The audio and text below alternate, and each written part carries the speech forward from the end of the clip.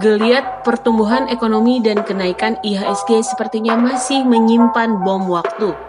Naiknya kegiatan ekonomi dalam beberapa bulan terakhir dibayar dengan naiknya juga jumlah pasien COVID-19. Menurut David Sutianto, Head of Research Equator Swarna Sekuritas, masih terlalu banyak faktor yang bisa mengubah kondisi pasar. Walau vaksin COVID-19 sudah di depan mata, masih ada banyak masalah yang mungkin muncul. Lalu, apa yang sebaiknya dilakukan investor sekarang ini? Untuk tahun 2021, tantangannya ini adalah kita masih melihat segala sesuatu itu masih abu-abu. Artinya apa?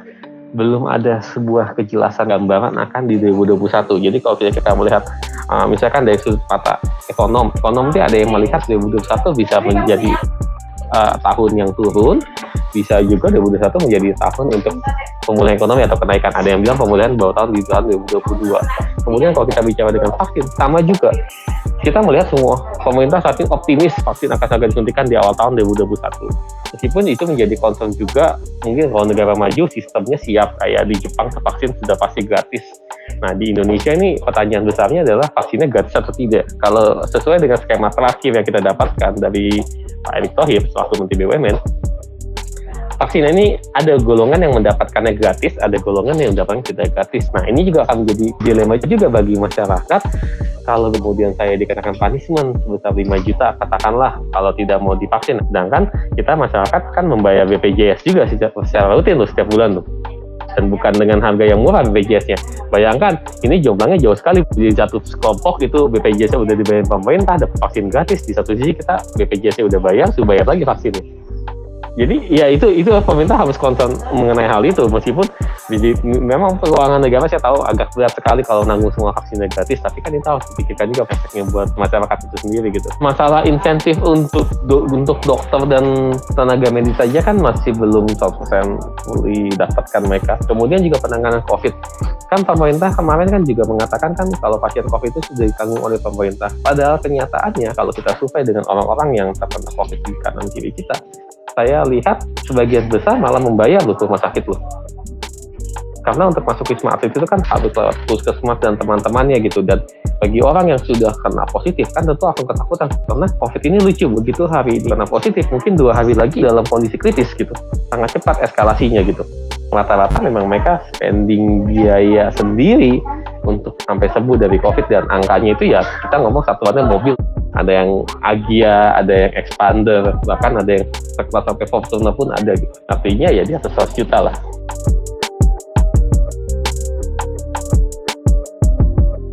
Oke, 2021 merupakan tahun transformasi menurut saya. Artinya transformasi gini, dengan kegiatan new normal yang sepertinya masih akan tetap berlangsung di tahun 2021, bisnis ini harus transform. Artinya apa? Kalau katakanlah bisnis sektor retail untuk makanan dan minuman itu nggak bisa 100%. Mereka bisa menerima kapasitas new normal itu di kisaran 50-70%. Terus kemudian kalau kita melihat proyeksi tahun depan dari Gaikindo sendiri mengenai penjualan mobil, itu kan belum 100% normal. Maksimal sekitar 70% atau 700.000 mobil. Jadi kemungkinan tahun 2021 ekonomi belum fully 100% membaik.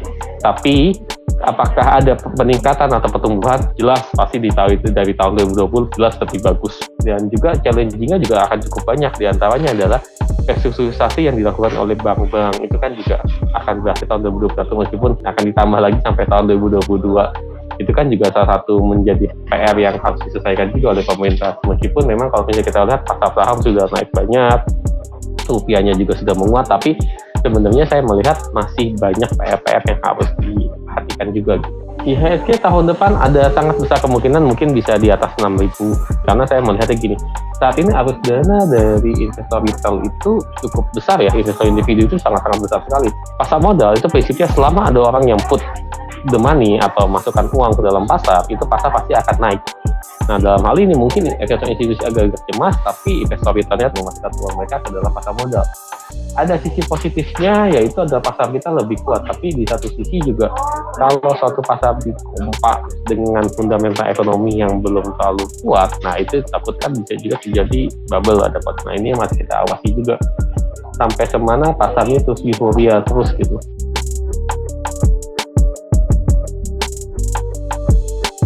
Ya, secara historis memang bulan Desember merupakan bulan terbaik untuk pasar modal. Jadi secara historis 10 tahun belakang tuh mostly Desember itu selalu naik. Kemarin kan sudah di awal bulan sudah diuji dengan asing netral 3 triliun lebih dan pasar tetap bisa bertahap, dan saya melihat dengan resilience seperti ini, dengan optimisme dari investor lokalnya juga tinggi, saya rasa pasar mungkin akan ditutup menghijau kembali di bulan Desember ini.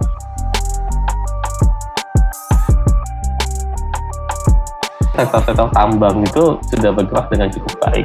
Lalu kemudian sektor konsumer, apalagi perusahaan-perusahaan farmasi BUMN yang bakal kebagian jatah untuk distribusi vaksin, nah itu juga bagus. Tapi swastanya sedikit kepukul ya, karena pemerintah bilang mereka memonopoli kan untuk pengadaan vaksin ini.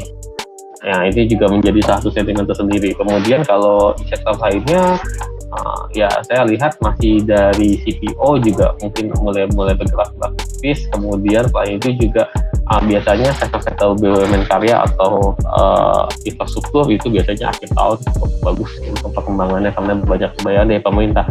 Karena pemerintah saat ini serapan anggarannya akan digenjot di bulan Desember ini, karena kemarin kan serapannya masih belum terlalu maksimal ya. Tahun depan saya masih yakin dengan konsumer, karena konsumer kalau saya lihat penurunannya nggak terlalu signifikan.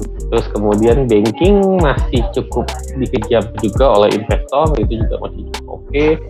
Kemudian juga untuk batu bara atau sektor tambang harusnya cukup oke karena harga komoditasnya kan meningkat juga ya.